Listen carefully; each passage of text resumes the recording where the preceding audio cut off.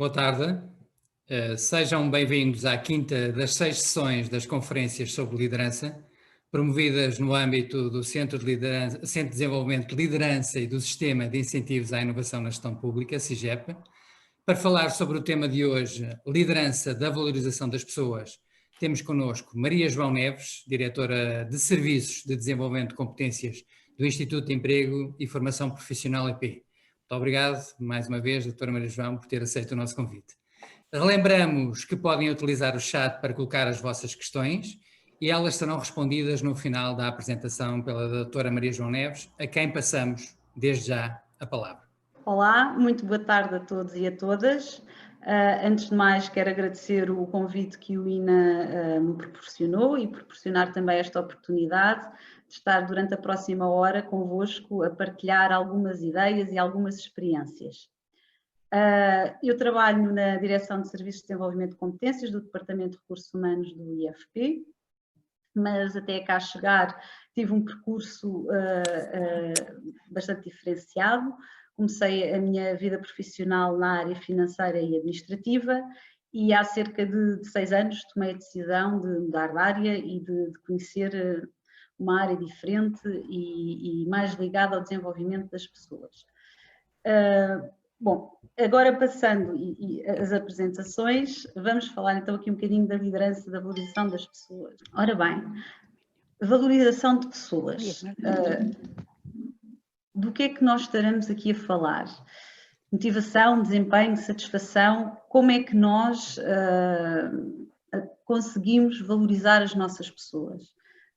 Como é que eu, que faço parte de uma equipa, me posso sentir valorizada, ou como é que eu, se tiver que dirigir uma equipa, consigo valorizar as minhas pessoas, ou como é que as organizações podem valorizar as suas pessoas?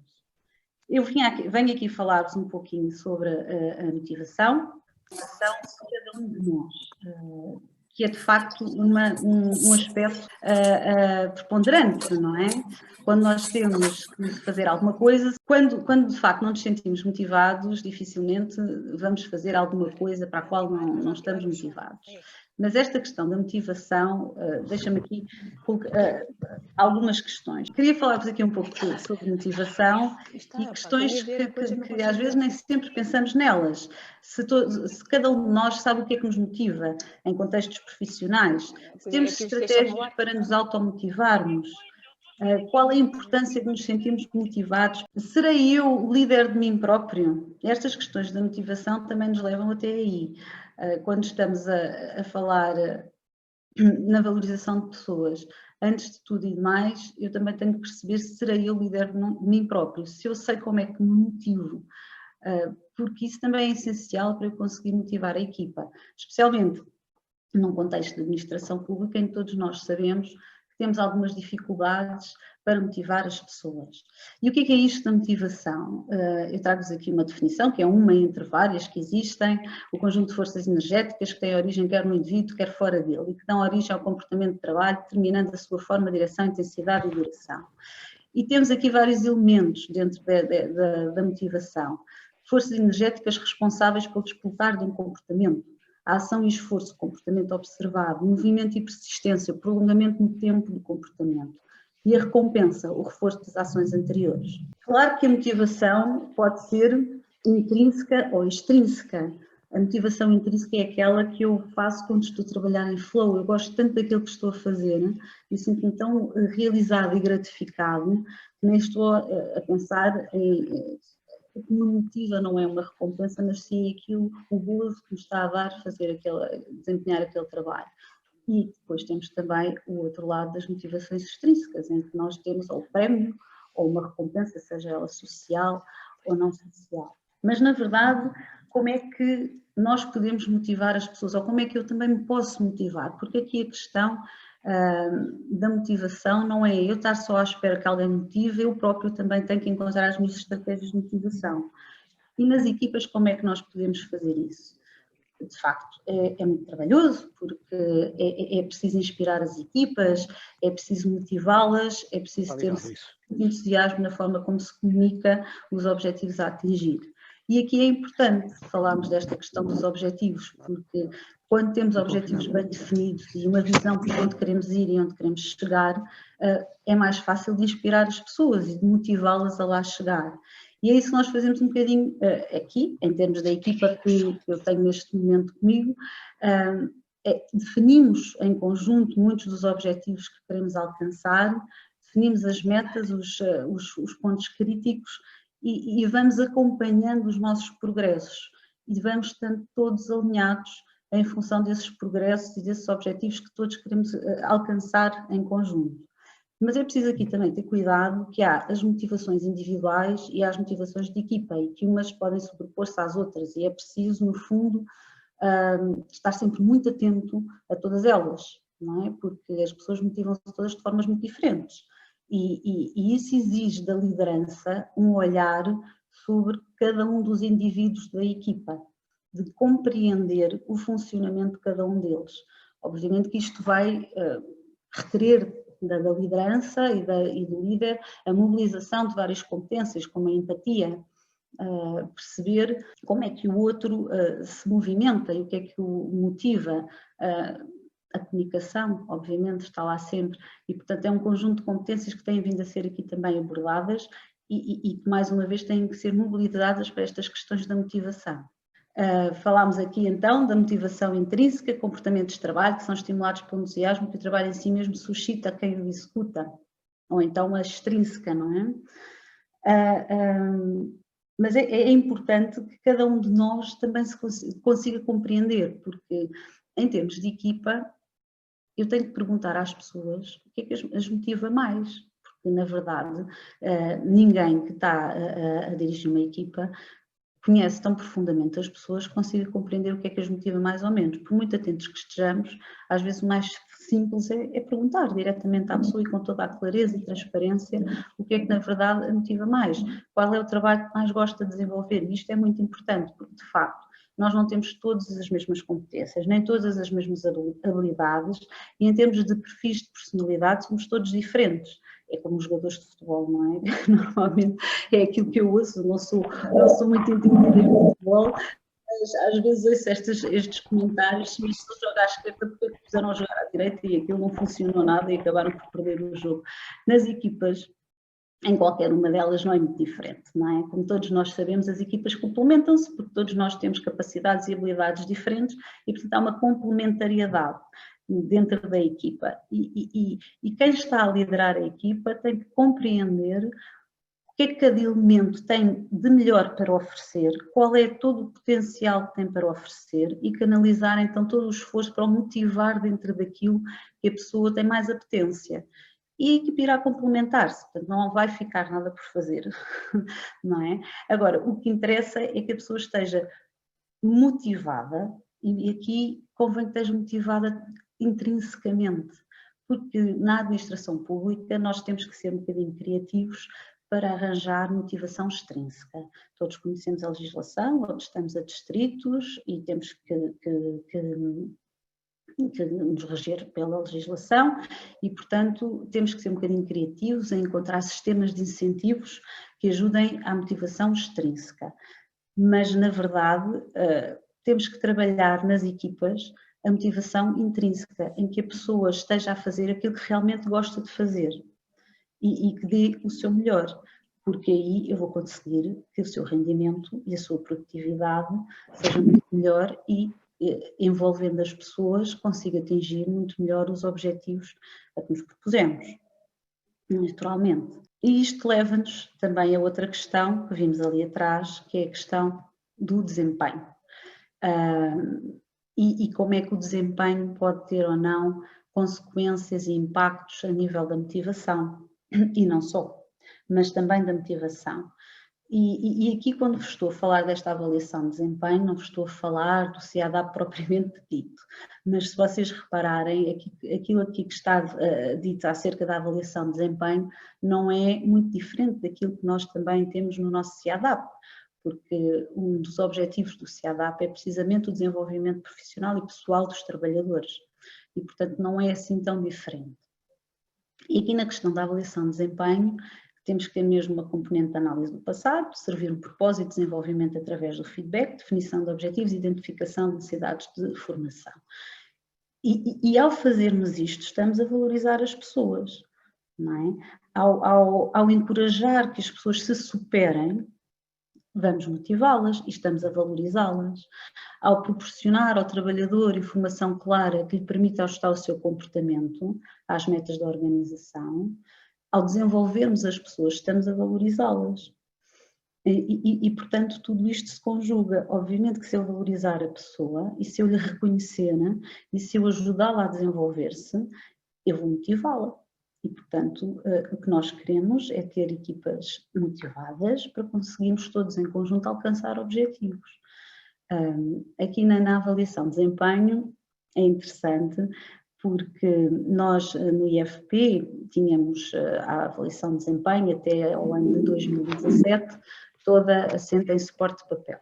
E em 2017 desmaterializámos toda a avaliação de desempenho. E foi aqui uma decisão importante, e diria até quase que uma decisão estratégica, porque com a avaliação em suporte de papel tínhamos aqui alguns constrangimentos. Desde logo porque o IFP tem uma dispersão geográfica a nível nacional e portanto, tínhamos fichas de avaliação a passear pelo país inteiro, com todos os riscos que estavam aí inerentes, desde se perderem as fichas e de termos muitas falhas na avaliação de desempenho dos nossos trabalhadores.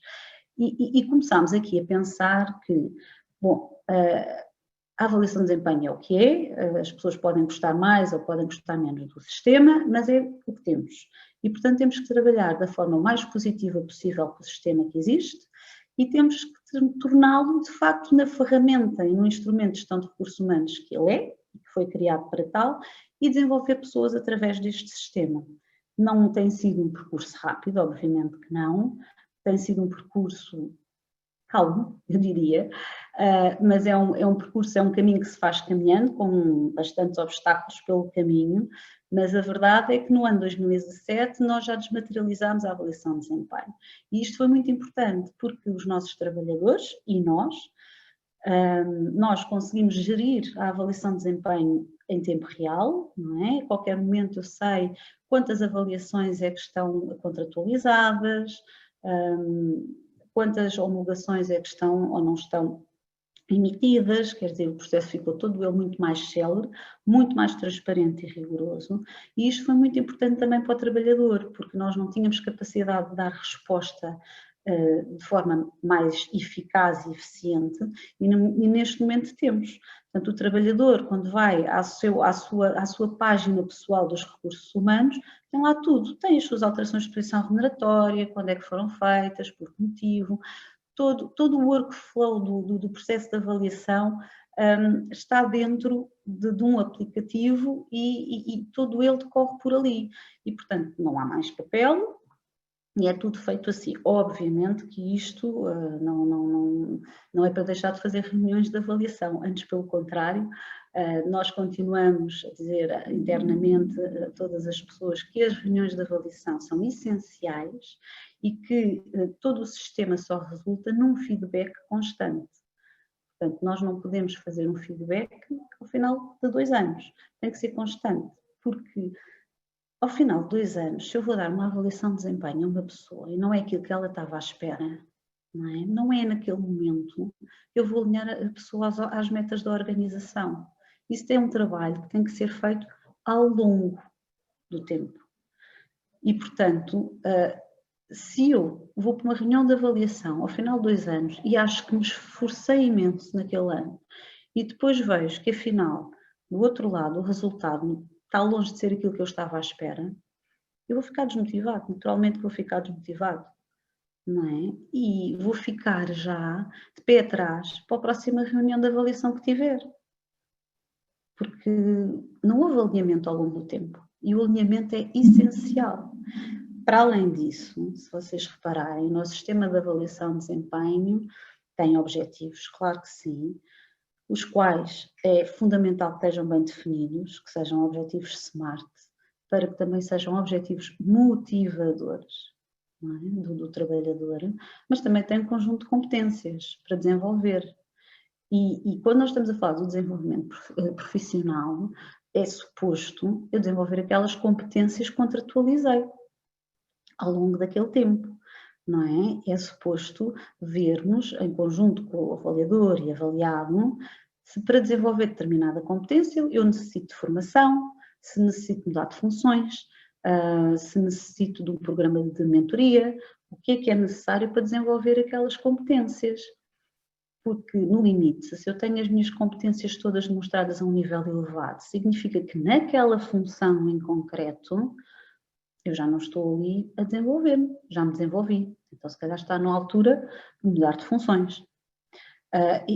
Portanto, temos que ver aqui a avaliação de desempenho de facto, é um instrumento importante na questão da motivação e temos que utilizá-la de forma positiva nestas questões da motivação. Não é só fazer reuniões de monitorização para vermos a avaliação de resultados, sejam eles do lado dos objetivos ou das competências, mas o feedback constante e permanente é fundamental.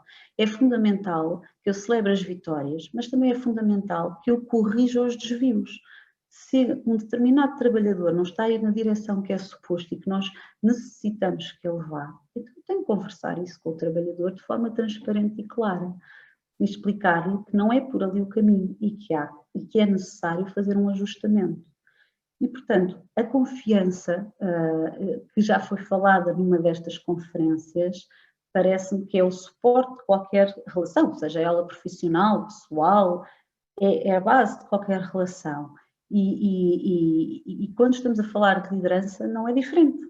Eu tenho que confiar plenamente nas pessoas que eu lidero e os liderados têm que confiar plenamente no seu líder, para que haja esta abertura e esta transferência entre ambos, porque só assim é possível, de facto, nós desenvolvermos competências e discutirmos aquilo que é necessário desenvolver, porque há sempre um ajustamento entre aquilo que a organização necessita e aquilo que o indivíduo também quer para si, não é? E nem sempre é possível fazer um match entre ambas as coisas, mas é sempre possível fazer aqui algum tipo de negociação e conseguir que todos fiquem a ganhar, não é? Numa estratégia win-win em que ganha a organização, ganha o trabalhador.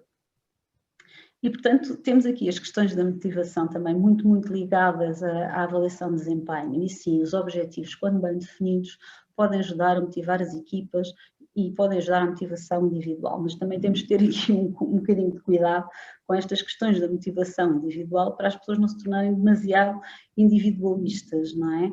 E continuarem a trabalhar em equipa e continuarem a colaborar. E, portanto, sim, tem que haver sempre uma motivação ao nível do indivíduo e tem que haver sempre uma motivação ao nível da equipa.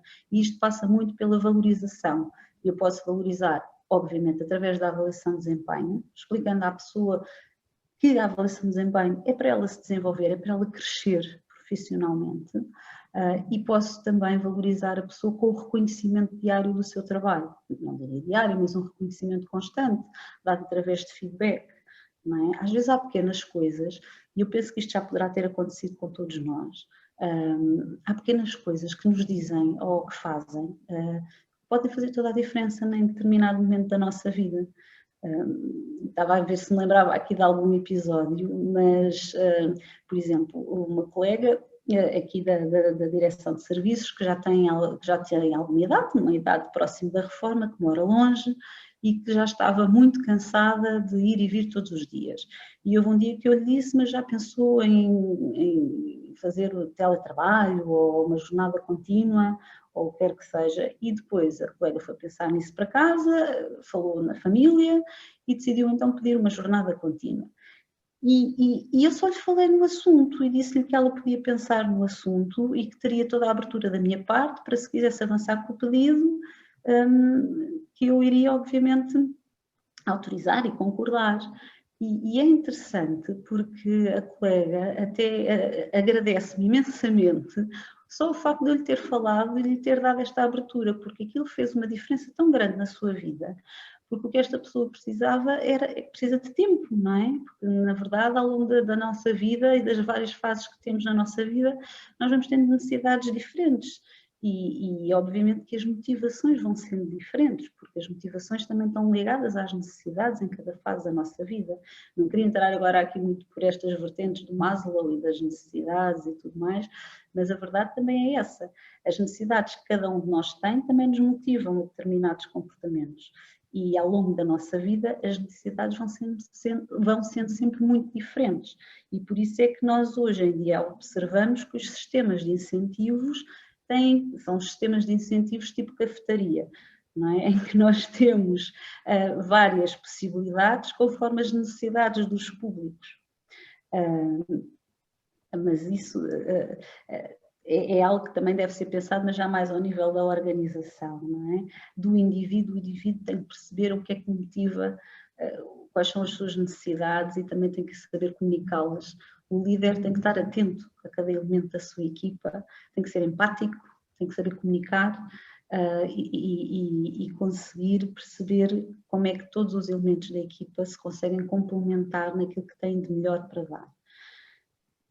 Mas voltando ainda aqui um bocadinho ao nosso exemplo no IFP e à avaliação de desempenho, que tem corrido muito bem, esta parte da desmaterialização, eu penso que as pessoas estão satisfeitas, obviamente que se conseguiria dizer-vos isto melhor se tivéssemos conseguido fazer o estudo de clima que tínhamos previsto para este ano e que pelos motivos que todos nós sabemos não foi oportuno avançar, mas penso que sim, e o facto de estarmos a desmaterializar irá permitir-nos caminhar noutro sentido, não é? Nós agora conseguimos gerir a avaliação de desempenho on time, o que é muito bom e o que ajuda também aqui na motivação das pessoas, porque as pessoas veem logo os efeitos no imediato,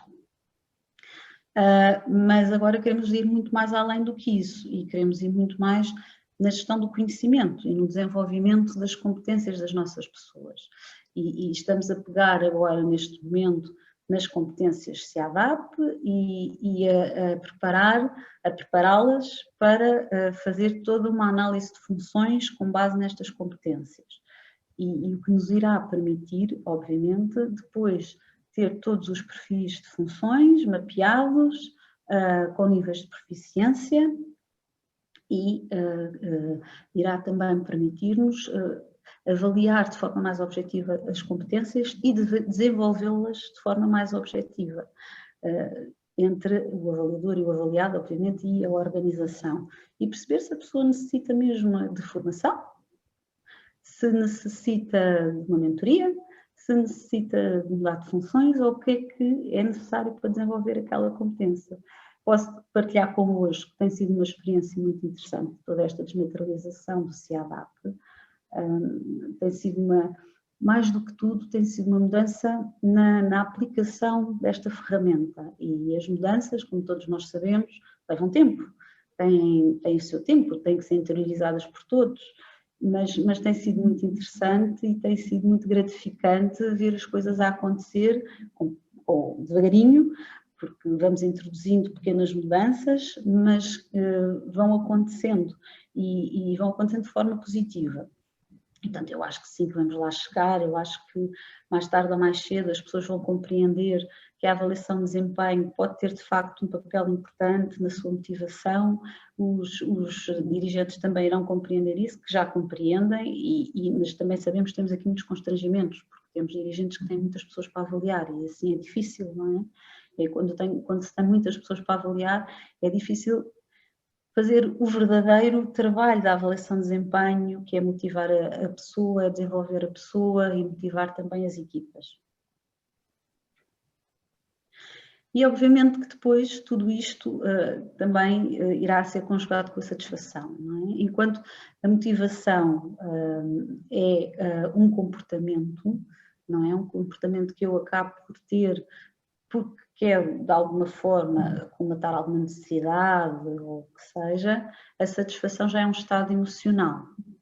Isso é um estado emocional positivo ou de prazer, resultante da avaliação do trabalho, das experiências proporcionadas pelo trabalho. E, assim sendo, a satisfação influencia o nível de motivação para a realização do trabalho. E por isso é que muitas vezes, quando estamos na altura das reuniões de avaliação, sabemos aqui todos um bocadinho que são sempre alturas de alguma tensão, em que depois o trabalhador não fica satisfeito com a avaliação de desempenho que obteve e vai andar ali durante uns tempos desmotivado.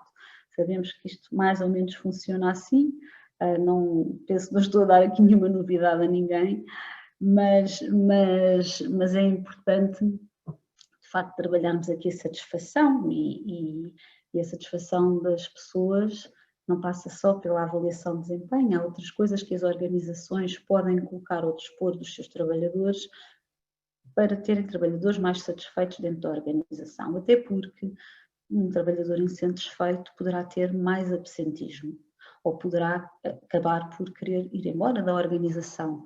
E às vezes os trabalhadores até são bons trabalhadores, atenção, podem até ser trabalhadores que, se estiverem satisfeitos e devidamente motivados, se calhar até teriam um bom desempenho, não é? E portanto, às vezes essas situações têm que ser mais trabalhadas e mais analisadas. Causas organizacionais que podem elevar a satisfação dos trabalhadores. O salário, naturalmente, porque acaba por ser também a satisfação de uma necessidade básica, não é? O trabalho em si mesmo, ou seja, eu trabalhar porque gosto muito daquilo que faço, perspectivas de carreira, o estilo de desafio que o trabalhador tem, os colegas e as condições físicas. Portanto, todas estas causas entram para o nível de satisfação, para o grau de satisfação que cada um de nós tem ou não com a organização. E, portanto, aqui também o líder tem mais um papel acrescido, não é? Para perceber se os seus trabalhadores estão ou não estão satisfeitos na organização.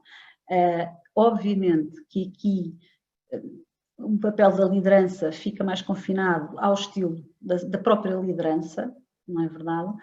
Aqui entra muito também o papel da organização e aquilo que a organização desenvolve e proporciona a cada um dos trabalhadores para aumentar os seus níveis de satisfação. Pelo que aqui é importante que se meça o grau de satisfação dos trabalhadores. É importante auscultá-los, para ficarmos aqui com uma ordem de grandeza dentro destes parâmetros, o que é mais importante para cada um, onde é que temos que atuar, onde é que temos que ajustar, o que é que temos que ajustar. Porque tudo isto, em boa verdade, não é? Se eu sou uma organização preocupada com o meu trabalhador, se eu o ausculto, se eu tento ir ao encontro também das suas necessidades e de satisfazer, eu também estou a valorizar, porque é uma forma de evitar que ele fique insatisfeito e que tenha níveis elevados de absentismo, ou é uma forma de evitar que se vá embora.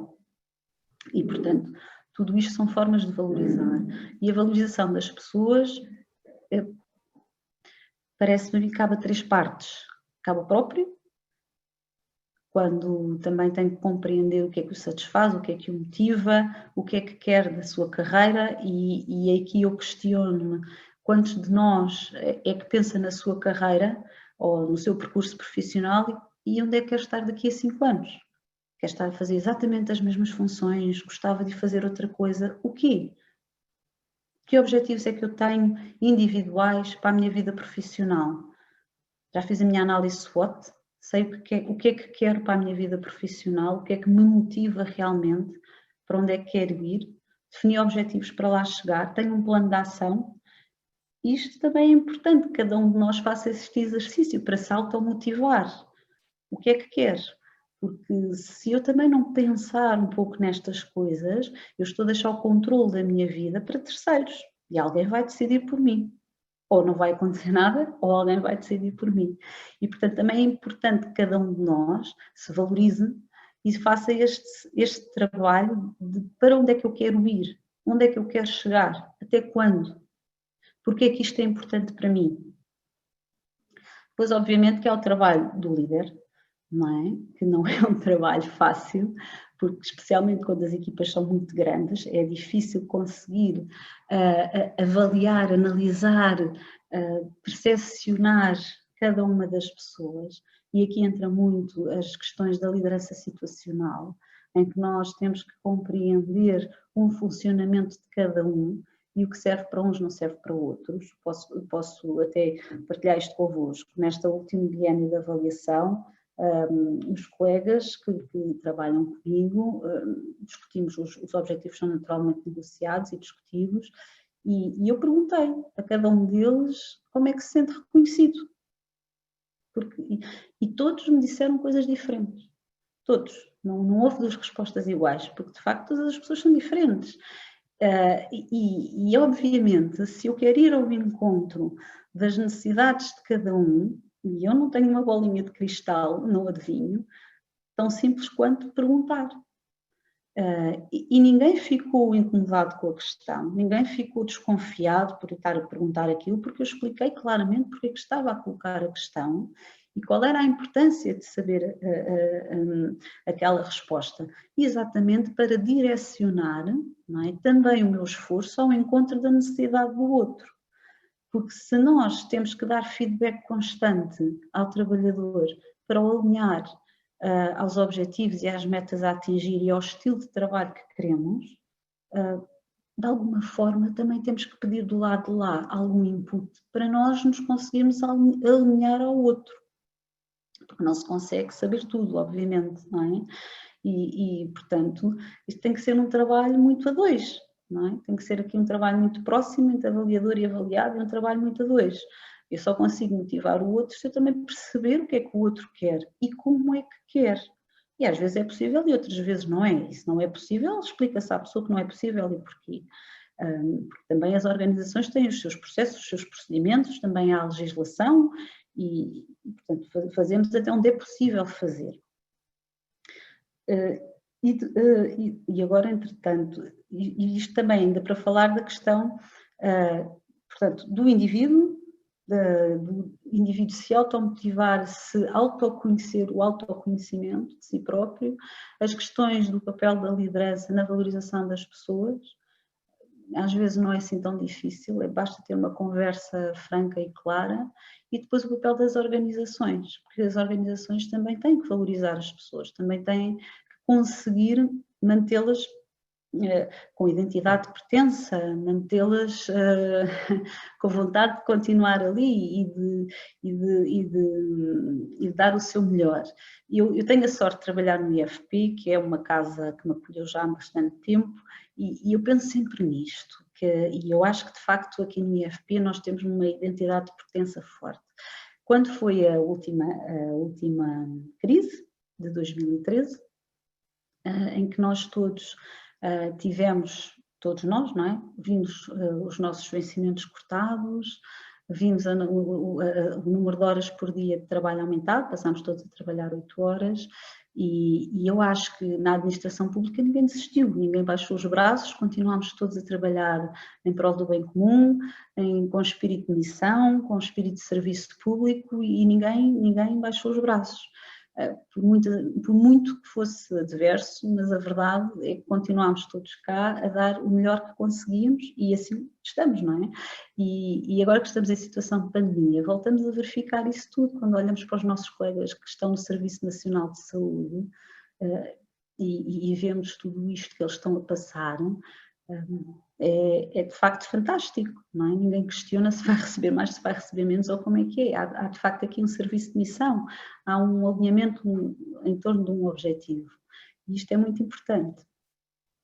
Mas voltando aqui às questões das organizações, posso partilhar aqui convosco um pouco daquilo que no IFP nós temos vindo a desenvolver para valorizar as nossas pessoas, seja em questão da motivação, da satisfação, da gestão do desempenho, já vos pude falar aqui um bocadinho, da desmaterialização, e agora que queremos caminhar para uma gestão do conhecimento através da gestão de competências, que também vamos poder fazer essa gestão através do software, e, portanto, através da gestão de competências, queremos mais caminhar para a gestão do conhecimento. E o que é esta gestão do conhecimento? É já uma gestão mais estratégica, que nos vai permitir perceber onde é que está o conhecimento dentro da casa.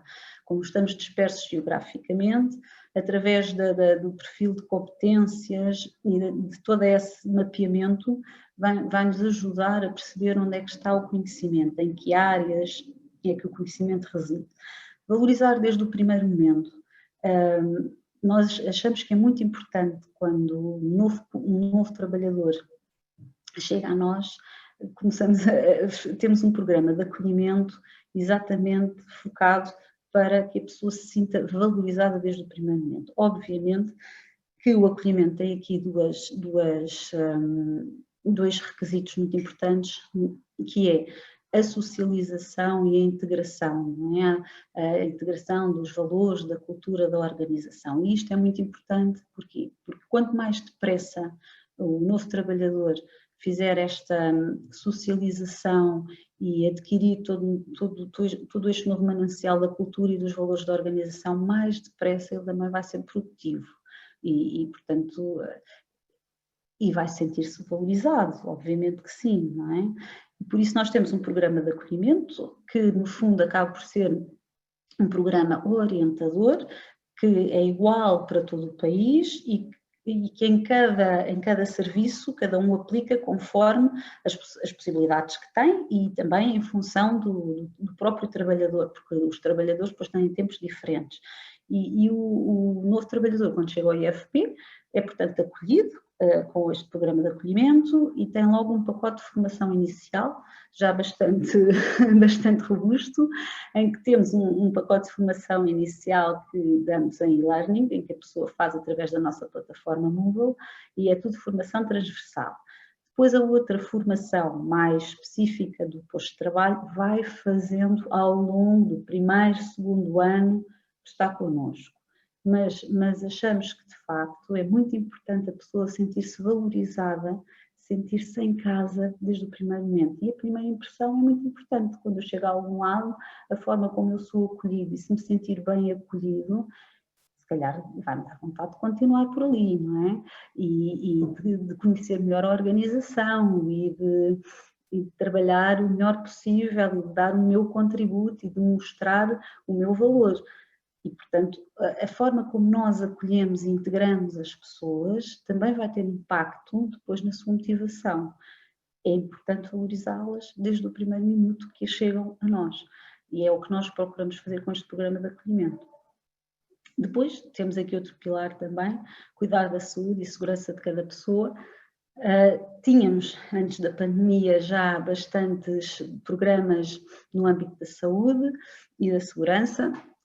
Neste momento esses programas foram ainda mais reforçados e, portanto, temos uma parceria com uma entidade que nos faz sessões de mindfulness à distância, que presta algum apoio psicológico, fazemos várias sessões de webinars sobre gestão de stress, estratégias, no fundo, ajudar as nossas pessoas para que não se sintam sozinhas em nenhum momento. E também a segurança na questão de avaliação dos postos de trabalho.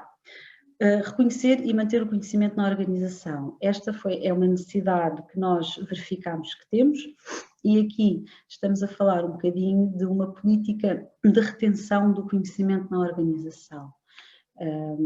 Ou seja, garantir que as pessoas mais experientes da organização, antes de sair e enquanto cá estão, conseguem transferir esse conhecimento, porque nós temos aqui dois níveis de conhecimento, o explícito e o não explícito, não é? E o tácito, e portanto o conhecimento que está dentro da cabeça da pessoa é tão ou mais importante do que aquele que está registado. E portanto nós queremos que esse conhecimento se mantenha na organização, seja passado para alguém e se mantenha. E aqui temos uma forma de reconhecer a experiência, de reconhecer o trabalho desenvolvido dos trabalhadores que estão há mais tempo e que têm muita experiência em determinada área, mas também de valorizar, e aqui ao reconhecer isto estamos a valorizar a pessoa, mas também de valorizar quem chega e que pode ir para este programa. O que estamos aqui a falar, no fundo, acaba por ser um programa de mentoria que vai estar amplamente relacionado com a gestão de competências das pessoas, obviamente, e com o desenvolvimento de competências das pessoas, mas neste programa de mentoria, cujos destinatários são todos os trabalhadores do IFP, sejam novos trabalhadores ou não, conforme o que é que precisam desenvolver, quais são as competências que precisam desenvolver, mas também temos esta parte de reconhecer e de valorizar o conhecimento das pessoas que estão há mais tempo no IFP e que têm muito conhecimento técnico e que só elas é que o têm.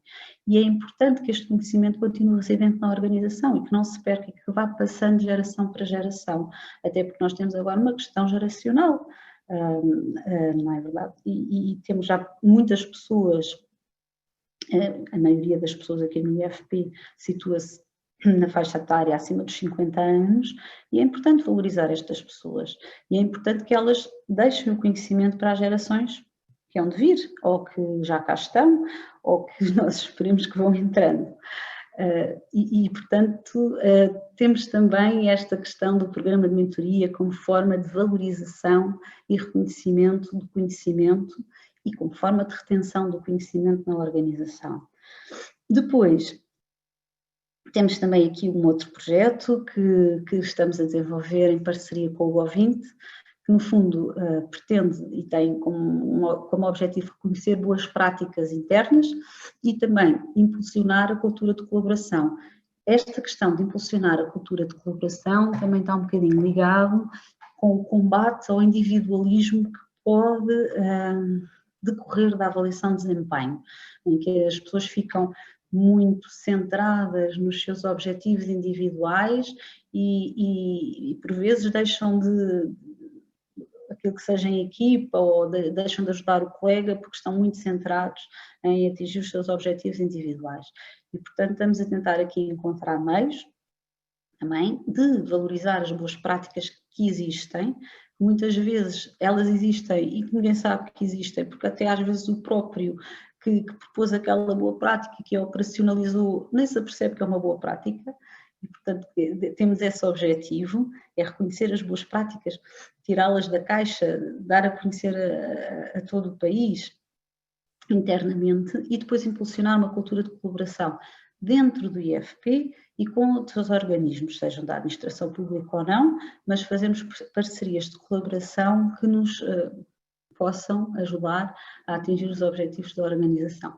Até porque achamos que os problemas complexos só se conseguem resolver colaborando, porque cada vez mais os problemas são complexos, abordam várias áreas do conhecimento, os contextos são de rápida mudança, são ambíguos, são ambivalentes, o que é hoje não é amanhã, e portanto só conseguimos resolver problemas desta natureza e questões complexas colaborando.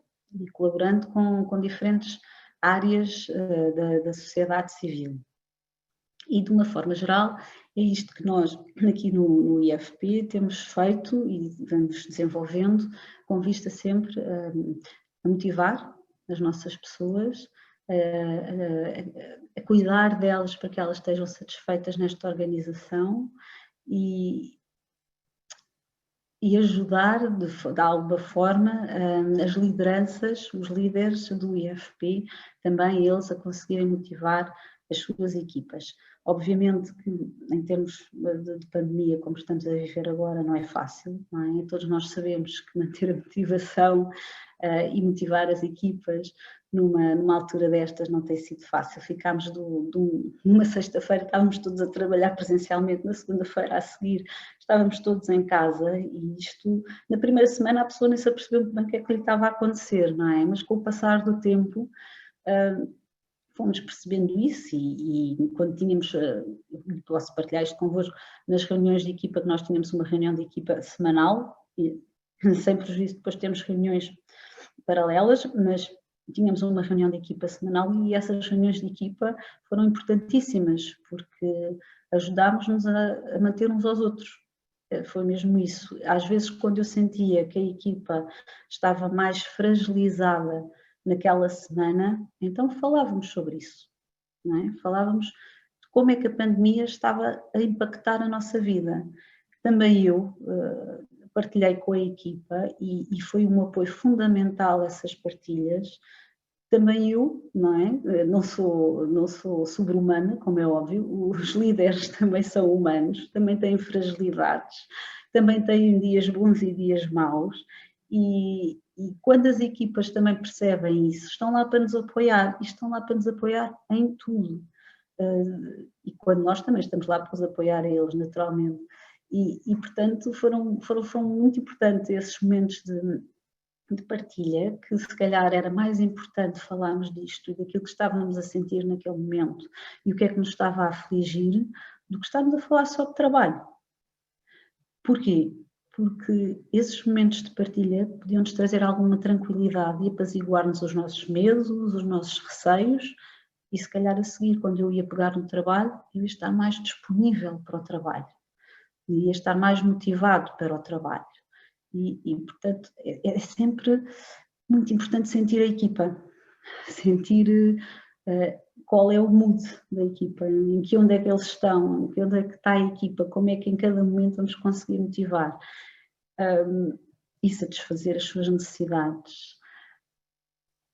Queria ainda partilhar convosco um conto muito engraçado, que de certa forma tem tudo a ver com isto que vos estive aqui a falar, com as questões da motivação e da valorização das pessoas, não é? Que valorizar as pessoas, o conhecimento que elas têm, as suas competências, as suas habilidades, é deixá-las crescer, é deixá-las voar. E isso é muito importante, porque a valorização das pessoas e o desenvolvimento das pessoas chega a uma altura em que o líder não faz falta, pode ter uma liderança partilhada com a sua equipa, com as suas pessoas, e está ali para orientar, para alinhar, mas não está ali para fazer por eles. Não é? A equipa consegue voar sozinha e isso é tão gratificante ver isso. Nós aqui na direção de serviços temos uma prática, temos reuniões de direção mensais, porque a direção de serviços tem um núcleo e por isso fazíamos uma reunião na direção de serviços mensal. Cada reunião era organizada por 2 técnicos, não era sempre o diretor de serviços a organizar, e portanto isso era passado também um bocadinho para os técnicos, e é tão engraçado ver, eu ficava, digo-vos mesmo, feliz, muito feliz, quando via o empenhamento das pessoas a organizar a reunião mensal. Eram reuniões de trabalho, sujeitas a um tema, e as 2 pessoas, normalmente organizavam 2 a 2, fizeram coisas muito engraçadas e aquilo era mais um trabalho que tinham a acrescer à sua atividade normal, mas dedicavam-se tanto àquilo e foi muito gratificante ver isso e eles terem aderido e as pessoas terem aderido a essas reuniões, e foi muito, muito gratificante. E portanto, desenvolver pessoas é possível, valorizá-las é muito importante para que elas se desenvolvam e para que elas ganhem asas, e porque se as nossas pessoas ganharem asas, já não corremos só os 100 metros, corremos todos a maratona e podemos fazer coisas incríveis que nunca pensámos que seriam possíveis fazer, mas que são possíveis. E portanto o alinhamento das equipas em torno de uma visão, em torno de uma missão, em torno de objetivos comuns é muito importante, mas é muito importante desenvolver as pessoas, valorizá-las, motivá-las, e obviamente que as organizações têm que ter sistemas de incentivos que tenham as pessoas satisfeitas, têm que cuidar das suas pessoas, têm que segmentar os universos dentro da organização para ir ao encontro das necessidades daqueles universos, porque uma pessoa que está em início de vida não precisa das mesmas coisas de uma pessoa que está perto da reforma, tem necessidades diferentes e os sistemas de incentivos não podem ser alheios a isto, e portanto é muito importante que tudo isto se conjugue, porque as pessoas vão sentir-se valorizadas na conjugação de várias coisas. Quero então partilhar este conto convosco. As embaúbas são árvores lindas, com folhas grandes, um tronco fininho e com ramos ondulados. Por ali vivem alguns animais agarrados aos seus ramos e folhas. Estas são as árvores que, no processo de formação da floresta, possuem características de alta resistência ao sol intenso e crescem em solos normalmente pobres. No entanto, vivem menos tempo que as restantes. Diz a lenda, contada na selva amazónia, que a embaúba nasce e cresce mais rapidamente que as outras árvores, protegendo-as na sua primeira fase de crescimento do calor excessivo e do sol. Mas, depois, as embaúbas morrem e dão espaço a outras árvores, deixando a luz do sol passar quando estas já são mais resistentes. Isso permite-lhes crescer tanto ou mais que a embaúba. Esta árvore é essencial para criar as condições adequadas de vida que as outras árvores precisam para viverem, às vezes até aos 1000 anos. Como a lenda explica, as espécies como a embaúba têm um ciclo de vida mais curto, mas garantem a sustentabilidade das outras e a dispersão das sementes pela floresta. Não só vivem, como cuidam da vida daquilo que lhes segue. Tal como os excelentes pais, professores, mestres ou líderes nas diversas áreas, a embaúba não aproveita o seu crescimento para bloquear quem lhes segue. Ao contrário disso, o seu crescimento é feito a favor do desenvolvimento e multiplicação daqueles que no futuro vão garantir a sua substituição. Bom, queria ainda só deixar aqui mais uma mensagem. Respeitem a vossa humanidade e respeitem a humanidade das vossas equipas, se for o caso. Muito obrigada por me terem escutado e aproveito ainda para desejar a todos umas boas festas. Obrigada. Obrigado, doutora Maria João Neves, pela sua excelente intervenção. Falou-nos de uma forma ampla e alargada sobre a valorização de pessoas em contexto de trabalho, nomeadamente a administração pública. Falou de testemunhos pessoais, deu exemplos e terminou também de uma forma inspiradora, quase com um desafio no final. Estamos avançados no tempo, mas a verdade é que ainda temos algumas questões que gostaríamos de lhe colocar, que foram colocadas pela audiência, duas que têm muito a ver, ao fim e ao cabo, com o papel de liderança, com o exercício da liderança, e duas que se relacionam mais diretamente com os liderados. Portanto, na medida do possível, pedi-lhe até por causa do nosso tempo, que é justo, respostas também rápidas, ou tanto quanto possível sucintas. A primeira questão é abrangente e permitir-lhe-á também posicionar muito o que foi o seu raciocínio. Qual é a importância da valorização das pessoas em termos relativos para as entidades públicas?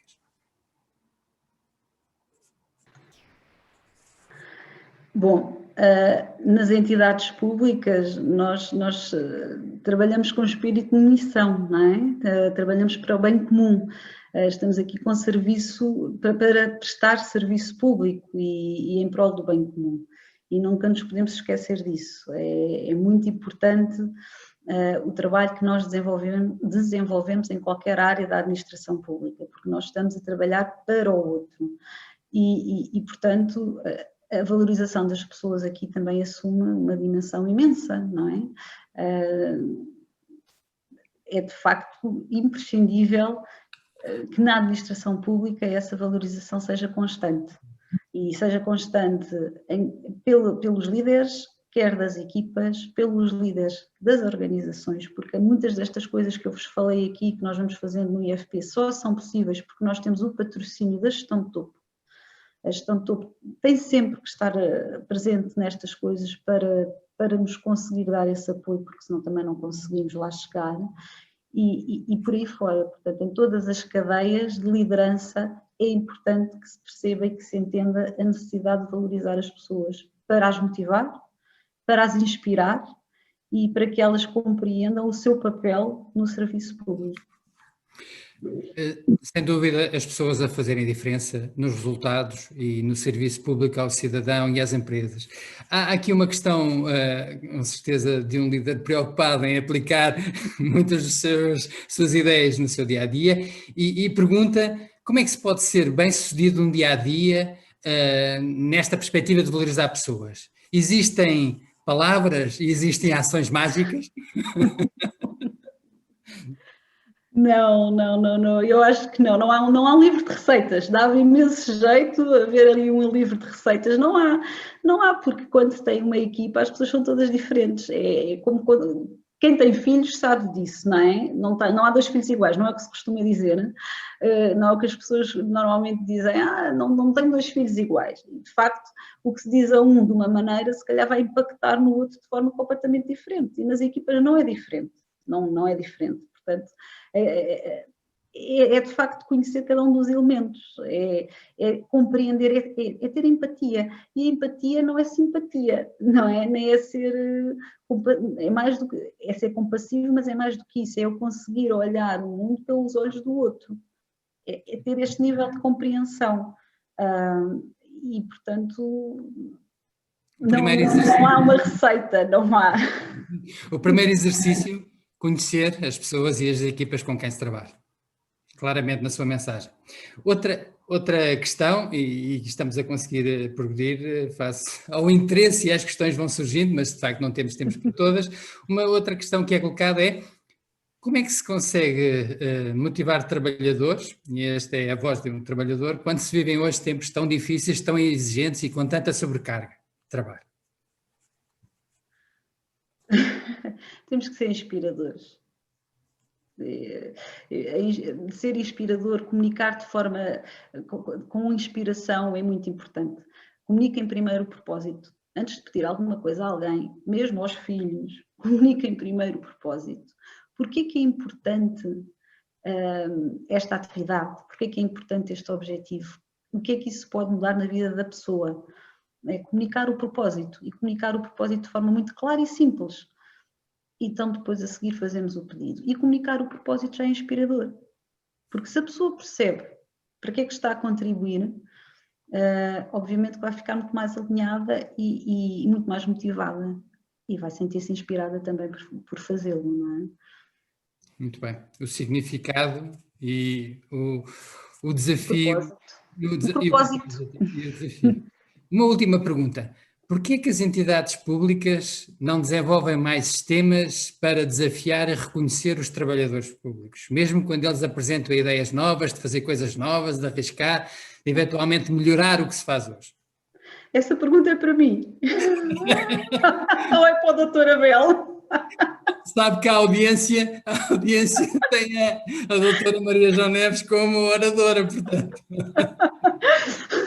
Bom, eu penso que a administração pública tem feito ultimamente muito trabalho nesse sentido. Desde logo os laboratórios da AMA, o LabX, também com algumas oficinas, e também tem chamado cidadãos e trabalhadores da administração pública para participar no desenvolvimento de variedíssimas coisas. E, portanto, quem não conhece o LabX, aconselho vivamente que comecem a acompanhar toda a atividade que eles vão desenvolvendo. A par disso, temos o INAS, estamos aqui hoje, tem havido um conjunto de conferências. O INAS já tinha há muito tempo o Roadshow das boas práticas.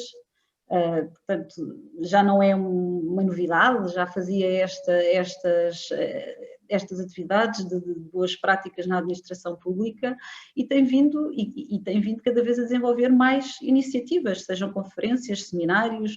Agora já não há o Roadshow das boas práticas ao CIGEP, portanto, mas já existia. E por isso eu acho que há muita coisa na administração pública, já há muita coisa. Talvez pudesse haver mais qualquer coisa para o cidadão. Por exemplo, eu não sei se toda a gente conhece o site da Carta Social, eu não o conhecia, até que recebemos aqui uma nova trabalhadora vinda do ICE, e eu tive uma situação familiar em que precisava de um apoio domiciliário, e ela falou-me da Carta Social.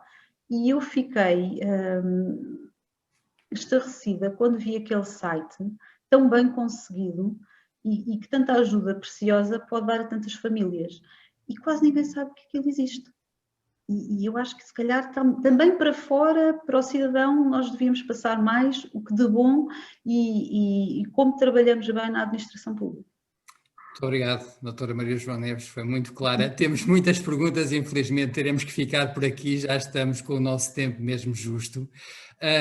Antes de encerrarmos, informamos que a gravação desta sessão será disponibilizada no canal do YouTube da Inovação AP. A próxima conferência realiza-se já amanhã, dia 23, e é a última, é a sexta, será às 15 horas e terá como tema Liderança em Ambientes de Incerteza, que será apresentado por Nelson Lopes, CEO da Sodexo Portugal. Agradecemos uma vez mais a presença da doutora Maria João Neves e todos os participantes que nos acompanharam, estiveram sempre connosco, e aguardamos ver-vos numa outra iniciativa que vamos colocar em prática. Muito obrigado a todos mais uma vez, boa tarde, permaneçam seguros.